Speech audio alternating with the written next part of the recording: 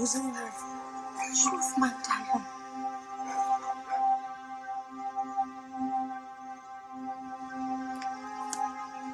This is just a glimpse. Pieces of my life.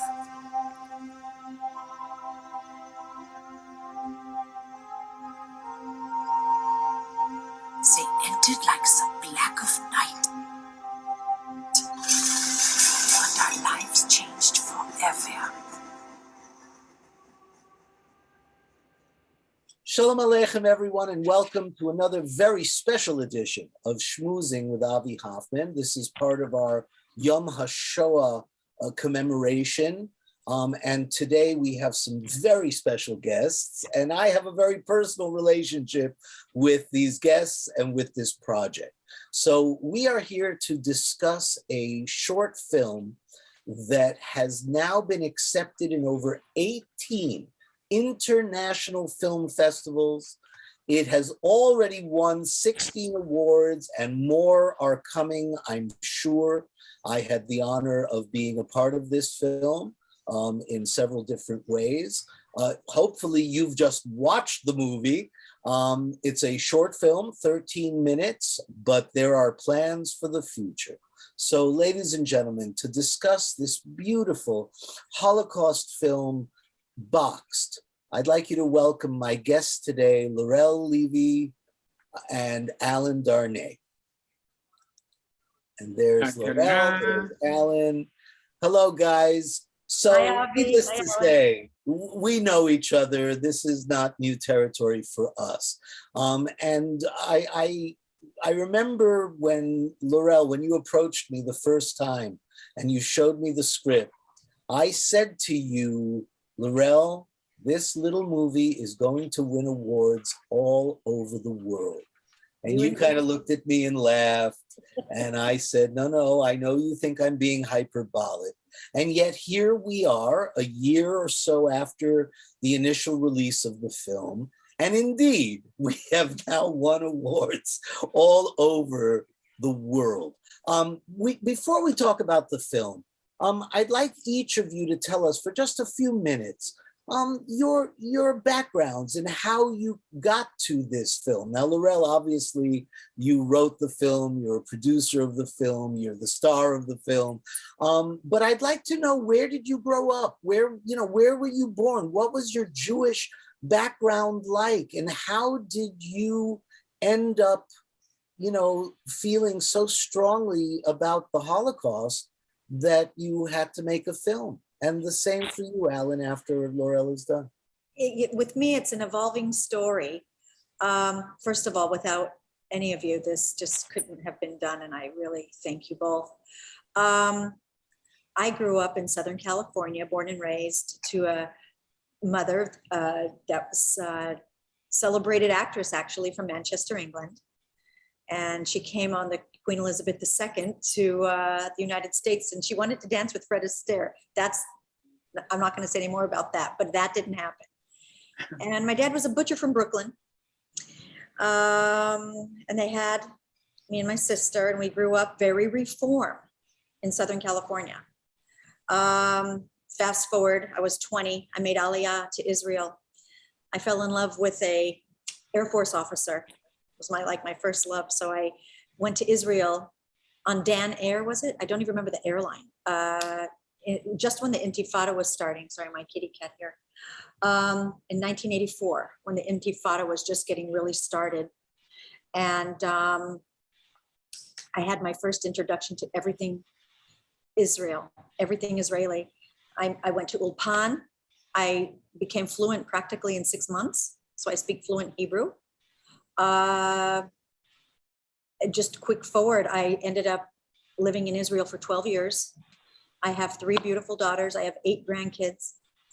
And that's the quick, fast track of that part of the evolution of my indoctrination to the Israeli world, which also led me to understanding about the Jews of the diaspora, just because of when you live in Israel, you're exposed to this kind of thing. So after my kids were grown, I grew up and I had a second career and I became an actress, and I'm a Screen Actors Guild member and also a board member. And then during COVID, I had a monologue that I actually performed in Alyn's class years ago. This is kind of fun. This monologue was about the Holocaust. I wrote it, about a minute-long monologue. And then during the COVID, I had nothing to do but practice my monologues as an actress, trying to keep my chops fresh. And then I looked at this monologue. I'm like, wait a minute, I could develop something here. I could make a story into this. And Boxed was born.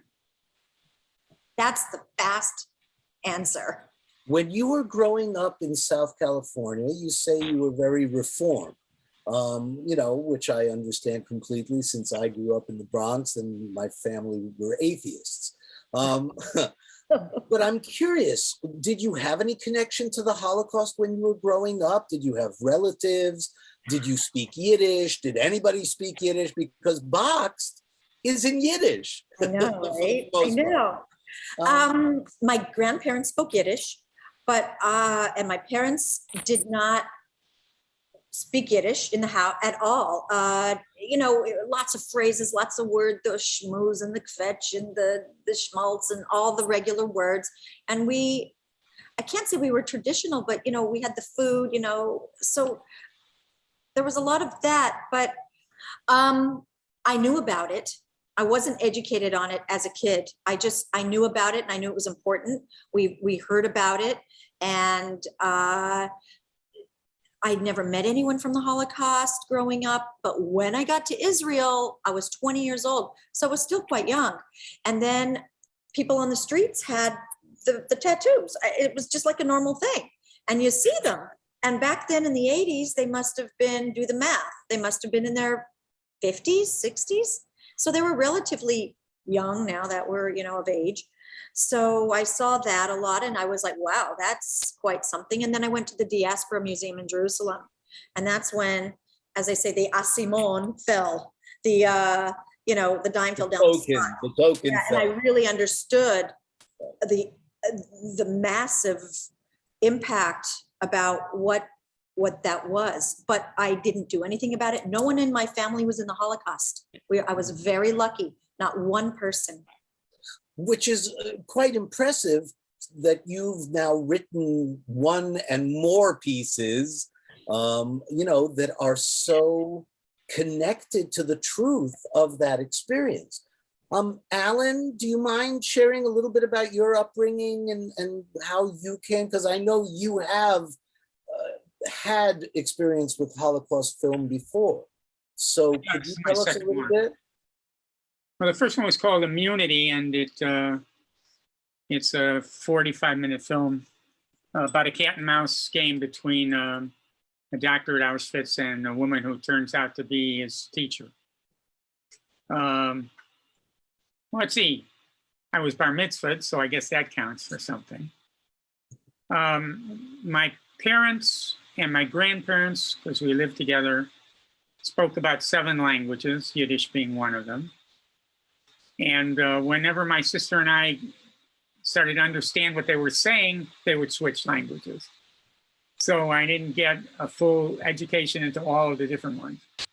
My father worked for the FBI during the war. He was an importer of wines and spirits from Europe, and he knew all the brewers of beers, and he knew them all.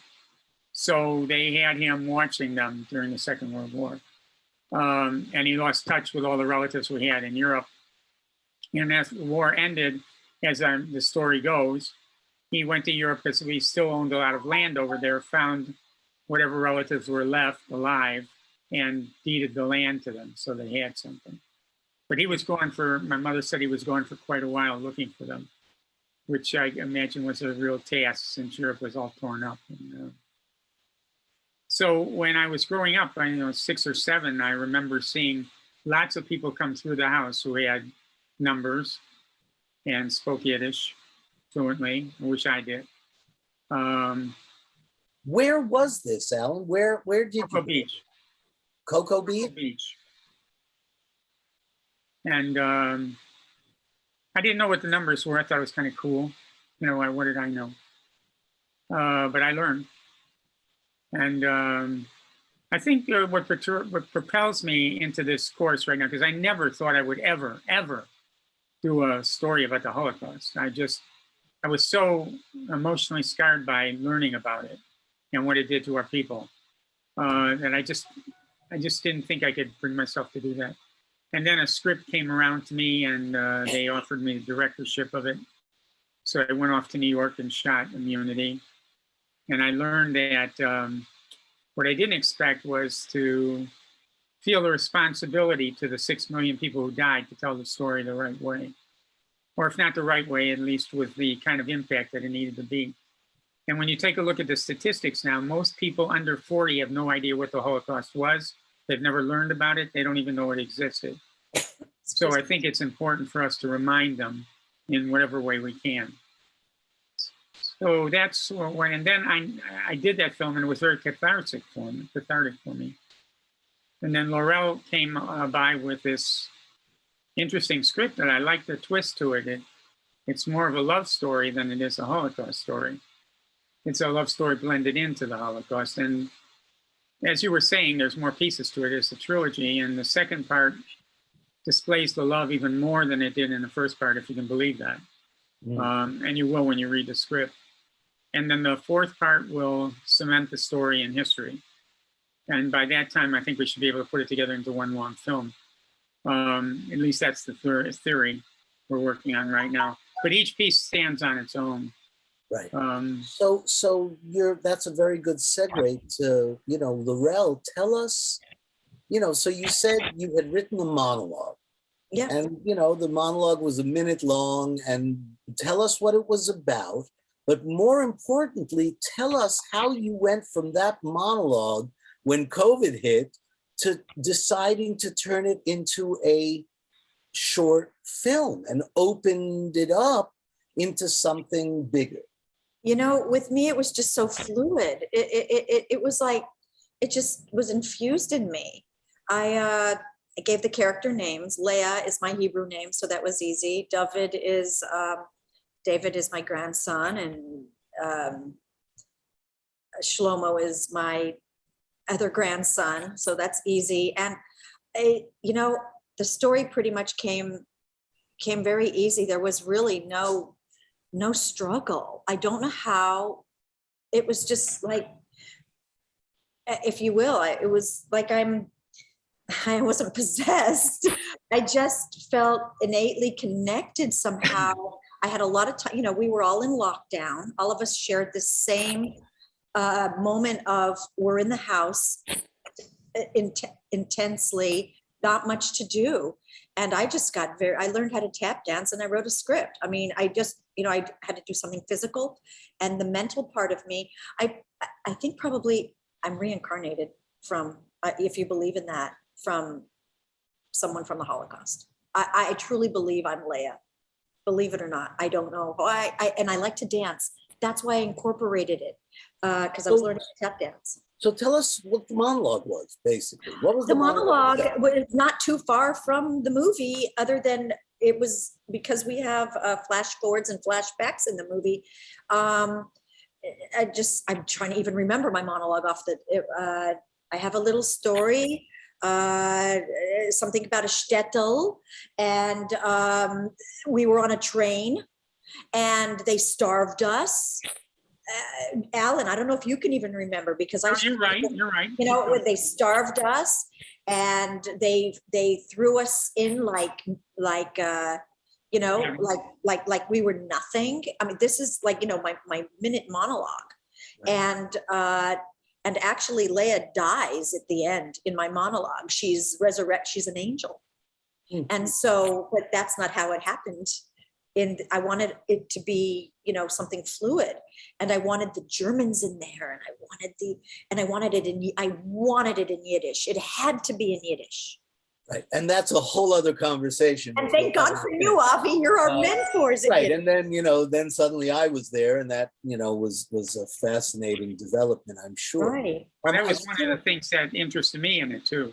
Right, Trying and to how make quickly? American film look like a foreign film and feel like a foreign film. Right, how that was a soon- challenge. How soon after you decided to turn it into a film did you get connected with Alyn to be the director? Well, I think after we were actually Denny, who is our screenwriter.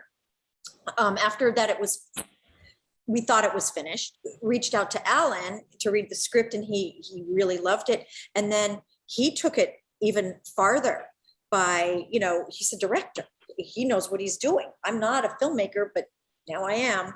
So I gave him carte blanche. He filled in blanks that were not there. There's a lot of the voiceover that you see that Alyn created, the whole front part of the film with all the montages in the beginning. That's Alyn creation in post. That wasn't in the script. So it was this huge collaboration, and it was just beautiful. So Alyn, tell us about the first time you read the script and what you thought could be the final result. Well, that's an interesting question. I read the script. It had some really good moments in it, I thought. And I think they're reflected on the screen. I think we put them on the screen. But it was a little loose. It needed to be able to place itself in time. And that was what was missing from the piece. So that's why I created that whole opening piece, just to set the period of time so they knew it. And then I was concerned about the jump to a new era without explaining it. But I figured if we did it right, the audience would accept it, which they do.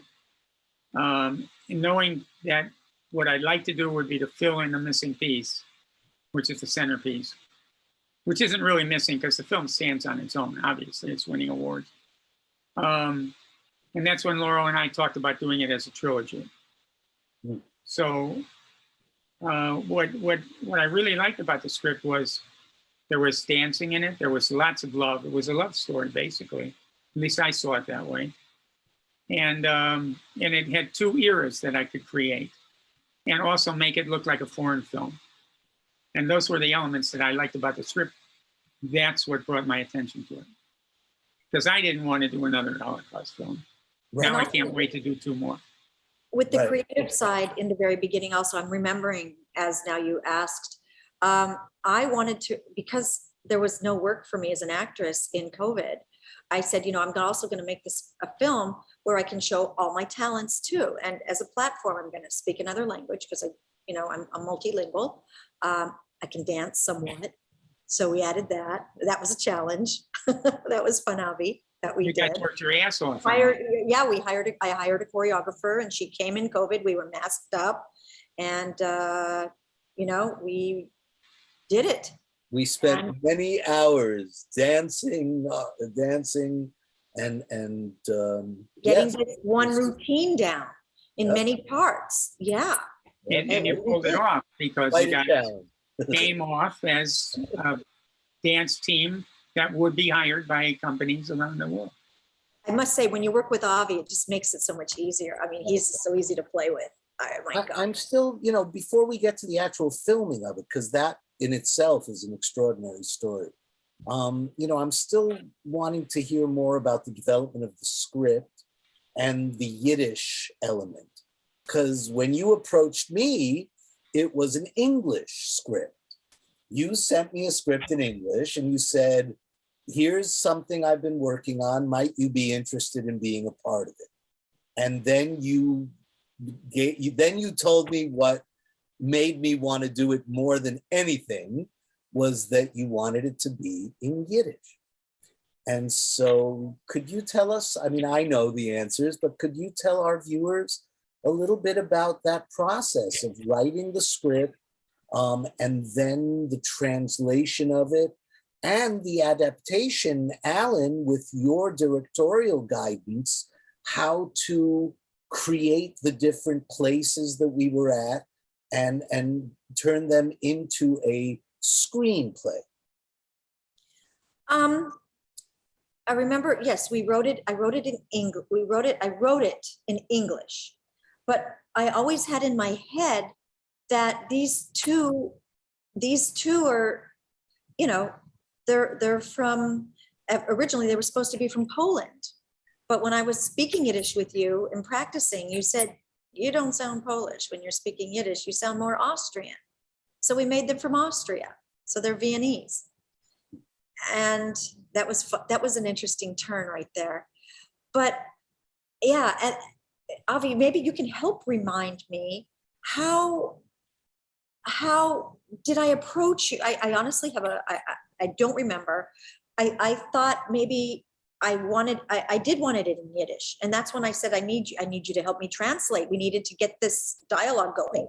Right. And then you approached me with the idea of consulting on the Yiddish to translate it into Yiddish with my mother, who of course was a professor of Yiddish at Columbia University for 25 years, and to consult on the truths of the actual script itself, which, you know, brings us to why suddenly we were from Vienna and not from, you know, Poland. Because that's why you're also our cultural consultant.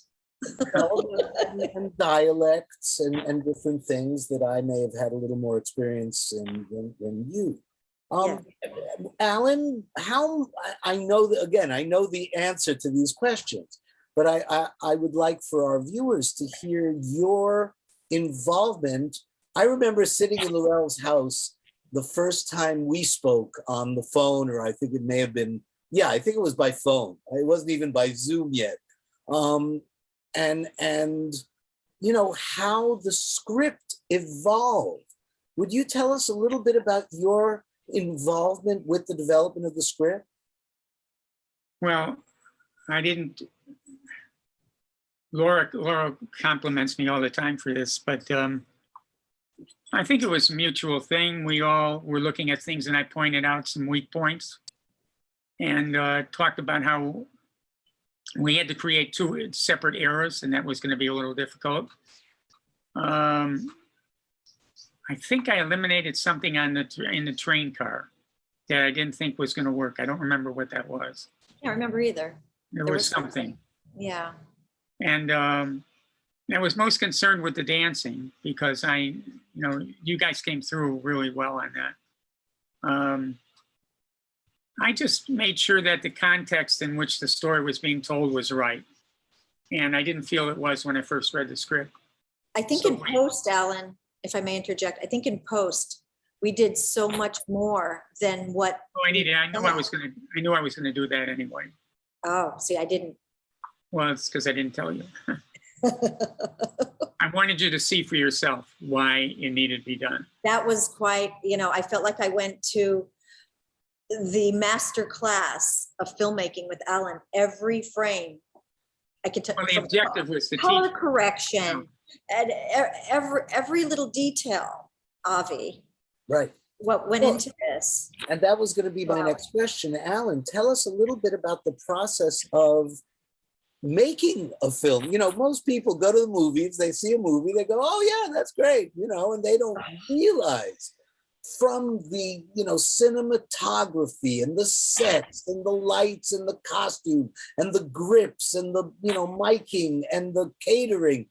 Please, you're making me tired already. But can you tell us a little bit about how you determined, who was going to be working on this film? Because what makes it such an amazing piece of art is that collaborative effort. The cinematography is extraordinary. The editing is amazing. The sound, the music, who composed it? Alyn sourced a lot. I mean, I think they're people that I've worked with for a long time. We put together a crew. It makes it easier for me. I don't have to explain myself every 2 seconds. They understand my mindset.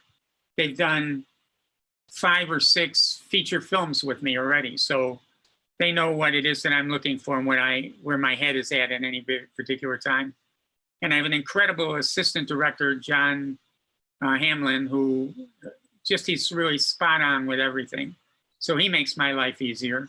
It was a true collaboration, Alyn. I mean, I got the cinematographer, he got the AD, he got the sound guy, I got the man who built the set, I got the wardrobe lady. It's the makeup people. I was was the very location synergistic. scout. You know, that whole collaboration was just like so cohesive. And then I used, I had Emil Temeltis, who I think is the best sound sweetener Foley guy in the business, to do it. All those steps, footsteps and things that you hear were not in the recording, we put them in later. The train sounds we put in later, everything got put in later, including some voiceovers that Laurel did. And the bass music score was done by Ian Frederick Obregon in Colombia. He's out of Bogota. Bogota. He's my main go-to for that particular type of background music. We sent him the film and he composed everything. Well, he's an award-winning composer. Yeah. He's done symphonies and performs them all over the world, and he just happens to be a good friend. And then he doesn't get upset if I say that this tacit here is not exactly what we're looking for. We want something more like this, where a lot of composers say, well, that's not how I feel about it. We have an argument, but I never have an argument with Ian. He usually understands what it is. I want to say something it's in my heart that from this has been born into me, that I think it's so important to continue telling stories of the Holocaust. It's like my mission to tell stories that need to be reminded this is an art form. It's a moving art form, and not it's not a museum. It's not a statue. This is fluid in motion stories. And I'm making they're out of my head stories. And I have not experienced the Holocaust, but, and they're just coming up. And, now we have another screenwriter, because now we have part 2, which is called Escape. I'd love to share with you.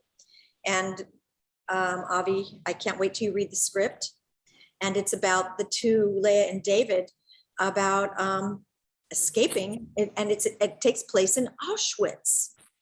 And it's a heavy film, heavy. And it needs to be told. And this has got so infected in me to do this from the first one. Again, there's synergy, because she's working with my writing partner on the script, and I think they've done a great job with it. Well, and when you say the word synergy, in many ways, I think you're absolutely right. There was an amazing feeling of inevitability about this film. From the day that I was involved, like I said at the beginning, I knew from the day I read the script that it was destined, it was bashert. There was something about the synergy of all the different elements that, seemed obvious to me that it was going to be an extraordinary piece of artwork and recognized as such. Tell us a little bit about, the cinematography and how you, Alyn, approached the look of the film. One of the things I think everyone loves about the film so much is the actual look of the film. Can you tell us a little bit about that process? Yeah, we were working with Anthony Dones. He's a young cinematographer. Hasn't been in the business very long. He's talented, very talented. So I talked to him about shading and the way I want it lit, because I think the lighting is crucial, because we're in a low light situation in the boxcar, and I didn't want it to look like it was lit. I wanted it to look laid back. And I didn't want it to have the warm richness of the next era that we were doing. Because with that, I told him warm, hot colors, bright lights. We want that feel of the 70s, which was very bright. So we worked with that. This next part, the next film we're doing, I'm going to have him do some experiments with some nylons, putting over in the front of the lens. It won't soften the picture, but it'll give it a nice glow. Rather like, let's see, they did that in Out of Africa and Fiddler on a Roof. You know that look on Fiddler on a Roof? Mm. They did that by putting some material over the front of the lens and shooting through that too. So that's kind of, since we don't have massive budgets to create these situations that we're moving into the next one. Every then I have shekel to helps. Sorry. It's okay. We have to be very, very clever about how we shoot it, where we shoot it, what camera angles to use. We're going to use, I know in this film I'll be doing some Dutch angles, which is unusual. I want to do some Dutch angles with some movement that hasn't been done very much to create that feeling of despair and loneliness in the camp. So when you work with a cinematographer, you have to understand that your vision, i.e. my vision as a director, and the vision of everybody else on this set is not the same. I mean, I'm shooting it the way I think it needs to be done, what my vision is, as is related to from the script and working with the producer, and then adding my touch to it. But the cinematographer sees it his way, and the sound guy sees it his way, and the lighting guy sees it his way, and the actors see it their way. So you have to be able to coordinate all these little elements and direct them in the right direction so that you're all in a train going in the same direction. And that's the challenge of directing, I've always felt. I've been very lucky to have some very, very talented people I work with and some incredible people in the business over the years who've taught me the business. But basically making a film is like packing up the United States of America and moving it to Europe. That's funny. Laurel, so having now heard Alyn talk about, the vision, you were more than just the star of the show, more than just the writer of the show, more than just the producer of the show. You were, washing the windows. I mean, you were literally, coming to your house to do COVID tests. You were organizing so much. How difficult was it for you to be able to let your baby, so to speak, this incredible little fragile creation that you had put together and then hand it out? Who did the casting? How did you decide on who was going to be in the film? Right. So you were the casting director, I was the chief bottle washer. I was there from the beginning to the end. This was an incredible journey to learn about filmmaking. And I didn't know one thing. All I knew is, being in front of, when you learn your lines, you become a character and you do your thing and then you go home. This was this was like making a gourmet dinner for 1,000 people. To put, it's the working components in a film, even from the costumery and every little detail in there.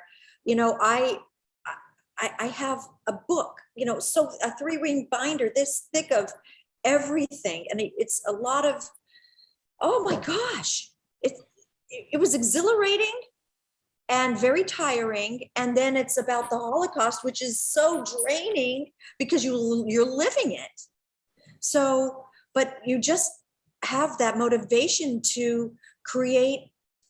It's like I guess like an artist when he sees his palette. I mean, he sees his canvas and he has his, his palette, and then he has his brush. He just keeps on going, and then it just takes a life of its own. And that's what I think happened. Were there any moments, and the answer could be no, where you thought, oh, I would do it this way, or I would like to see it this way, or what? You mean with Alyn, collaborate? Yeah, well, in general, just in terms of the whole piece. Well, Alyn was the closest with, I think we were became really good friends through this process. Because of his tenure and his pedigree of filmmaking, I didn't have one ounce of doubt that he would make any, he's the one that would, you are the one, Alyn, that would bring this film to where it needed to go. I'm the rookie. He's the veteran. Truly. Okay. So there was an enormous amount of trust. Enormous, with abandon. Right. Which I remember very well on the set, feeling that there was this enormous trust that Alyn was going to take us on the road, and he was going to drive this, this giant, truck, and we were all going to, end up in the boxcar. Seeing his work, and I've worked I've worked on other sets with him, not as a star, as, not even a co-star. And I've seen, he does Lifetime movies, feature films. Who else? Alyn, for me, is the Steven Spielberg of South Florida. He really is. You are. So now the film is made and the edit is done. I remember sitting with you guys in the almost final edit. So now, the film was done. Okay, then what happens? It's not enough to make a film, then you have to get it out in the world. And what's amazing to me, and again, I called this from day one, but can you tell us the process of how you were able to get this submitted and accepted to so many film festivals all over the world, and especially the one that was recent because of what's happening in Ukraine right now? Wait a second. First of all, we didn't get them to accept it. We had nothing to do with any of the festivals accepting the films. There is nothing that you can do to get the festivals to accept the film. This film is going to make it on its own or not, and the judges who are watching the film are either going to like it or they're not going to like it. In our case, it just happened to be that they liked it. Right. So, but getting it out to the festival itself, that's Laurel's job. Right. I was on a publicity blitz. After this was done and in the can and ready to be shown, we had a premiere. So I put this premiere together. This was basically, towards the end of COVID, and 200 people showed up. It was wonderful. We rented a beautiful cinema in Fort Lauderdale, and we had a lovely premiere. And that was the first step is a soft premiere. And then, I guess I'm a quick study. I was studying, what do you do with a film? And then after the premiere, I'm submitting it to festivals. It has a festival run. So we're going to submit it for awards. And boy, am I surprised. How did you know which festivals to submit it to? There are thousands of festivals all over the world. First of all, I wanted Jewish ones because, of course, of the genre. And then the big ones, I shot high and I shot medium. And I didn't really want to shoot low. I wanted really good festivals. And I didn't, because it costs money to submit to a festival. I had to pay. Every festival I submit to costs money. And every category also. Because I don't just submit for best film. I submit, for actors or directors or cinematographers or what have you, best, lighting, whatever. And I just, I read a lot, and I saw the ones in the United States, the ones I wanted to hit on both coasts. And then I saw in Israel, which we won Best Short, which is wonderful, at the Near Nazareth Film Festival. That was in November. I just wanted some real, we just were so loved with the festivals. We must be doing something right. 18 festivals so far, 16 awards.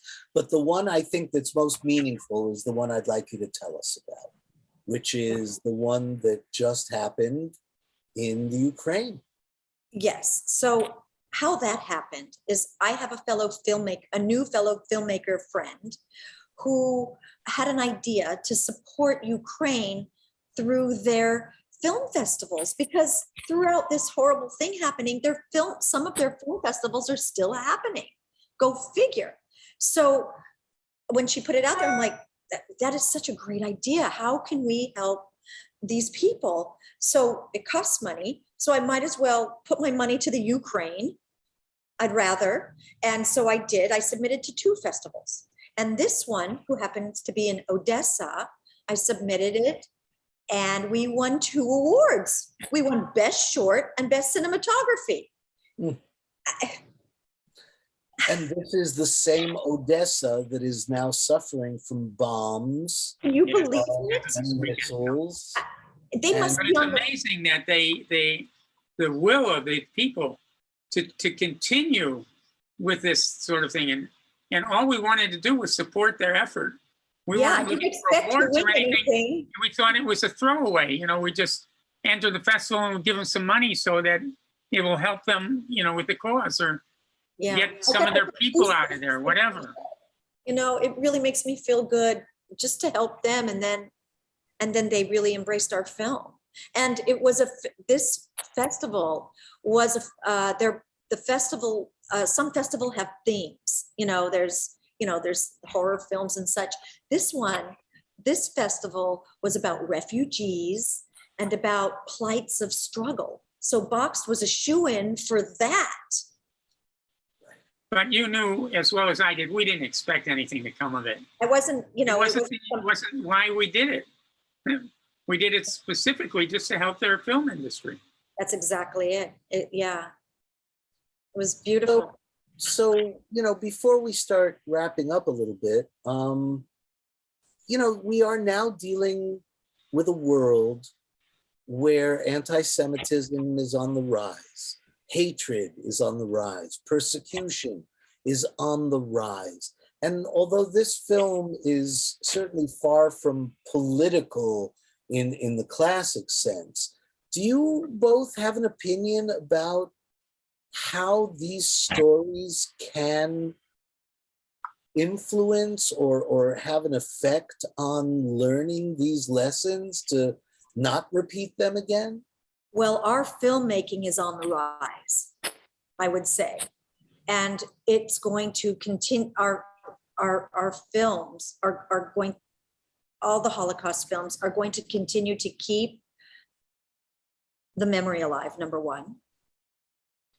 And to know it somehow does help combat anti-Semitism, because the memories, the atrocities were just so great.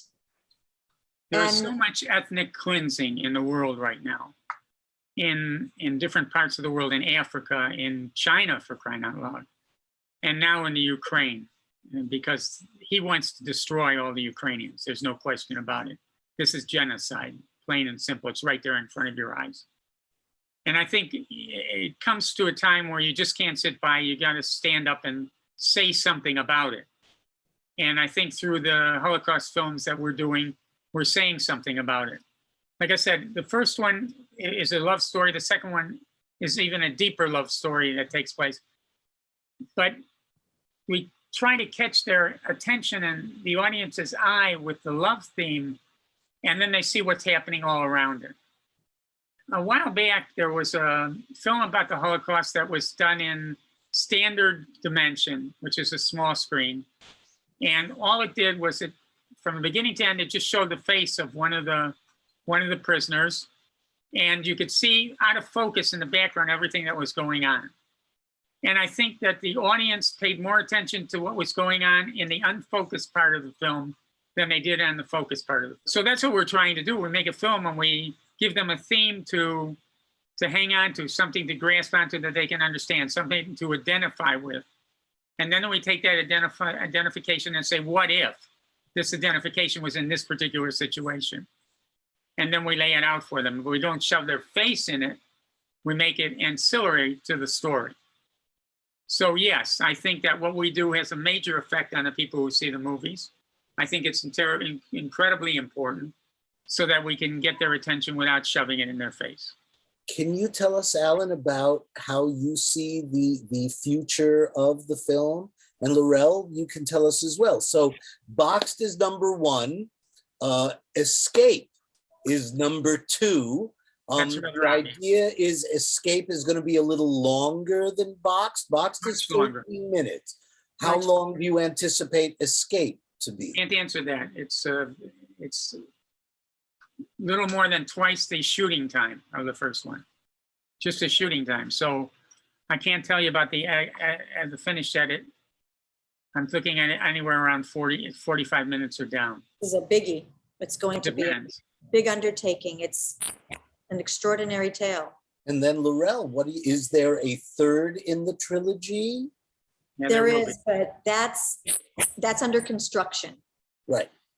That's under construction. be. And we couldn't talk about it anyway because then we would be giving away two. Right. But just to say Escape, you can make it anything you want in the world. But it's But a if I very ramp it interesting. up and say, this is, what part 3 is about, then I'm giving away part 2. Right. And I'm not suggesting we should know, but the idea that But you there already is know the end. a third part. You know the end. Because I right. gave it to you in the first film. Right. I don't know that I've ever heard of this kind of a structural project. No, honestly, I'm trying to think back if there's any film I've ever heard of that started off as a 13-minute short, and then there was a sequel that was, whatever, 20, 30, 40 minutes, and then a trequel, a third in a trilogy that all put together becomes a full-length feature film. Is that kind of the concept here? Yeah, it is the concept. It's not Rocky. It's not Rambo or Fast 9, which are movies, or any of the Tom Clancy books that go 1, 2, 3, 4, and you knock them down like mice. This is just our concept of how we like to do it. But I suspect that Escape will have a little bit more adventure to it. Escape is, your heart is going to be out of your chest. We're putting a little robot in there that says danger, Will Robinson, danger. Yeah. So before we go, what else do you want to share? What else would you like to share with our viewers before we finish our commemoration for Yom HaShoah? I'm very honored that you allowed us to show the film and that we could have this discussion on Yom HaShoah. I think just making Holocaust films and sharing it with everyone, and they can share it with other people as well. So it Just will, get them talking about the Holocaust. it will just always be remembered through film for me. Or conversation, or whatever it takes. Or curiosity that makes them go back and look it up. Oh, I know what I want to say. I am in collaboration with someone from the Broward County school system who wants to put Boxed in as part of the curriculum for Holocaust studies, which I think is huge for And our I'm young working on a children. documentary right now about how the Jews got out of Egypt in 1948 and who smuggled them out. It's an untold story that's very interesting. But that So actually I brings keep up ending up with all this Holocaust stuff, and I'm not going out looking for it. well, welcome to my life. But that brings up a very interesting element for us to finish with, which is the idea that it's not enough to entertain. We also have to enlighten and educate. So I am fascinated by the idea that, there are those educators out there who could use projects like these to educate. Is this something that you will, would like to pursue? It's pursuing us. Dr. Miriam Kasanoff has invited us to show the film to her group who are educators. And I'm not sure how that's going to go forward with, but I think it's in June or July. And we're invited to go to her group of educators. And this is through the University of Miami. Yes, I happened to have seen Miriam last night. Oh, wonderful. Did she tell you about it? She did, yeah. Great. Alyn, how do you feel about film as educational tool? I just tell good stories. That's all. That's my thing as an artist. My job is to tell good stories that have impact and meaning to people. Even in the worst kind of a story, like one of my inner city films, Shadow Fighter, although the theme is hard, the heart of the film is still there and you get the message. So that's just my job. That's the job of every artist, to tell the story, tell the vision in the best way they possibly can, and hopefully it impacts the audience. So yes, I think every film, every book, every written word is all translatable as knowledge. And knowledge should continue. And as Laurel said, it is our mission, it is our responsibility to keep telling these stories and never forget, because never again is now. So, ladies and gentlemen, if you want more information about Boxed, Laurel, where do people go to find out more about the film, the existing film, and the future film? Well, I have a heavy presence on Facebook and Instagram. I don't Twitter much.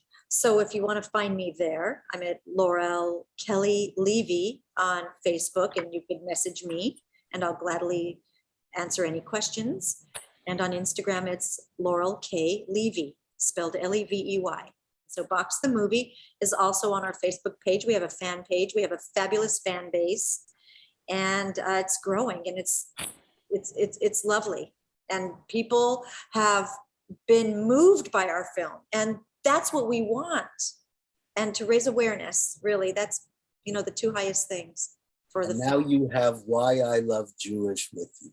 So, ladies and gentlemen, thank you so much for staying with us for another edition of Shmoozing with Avi with Laurel Levey and Alyn Darnay, creators of the beautiful film Boxed. Shalom, shalom. Yom HaShoah and all of our programs are important to keep, the legacy and the message alive. Thank you for your support. Visit us at whyilovejewish.org for more.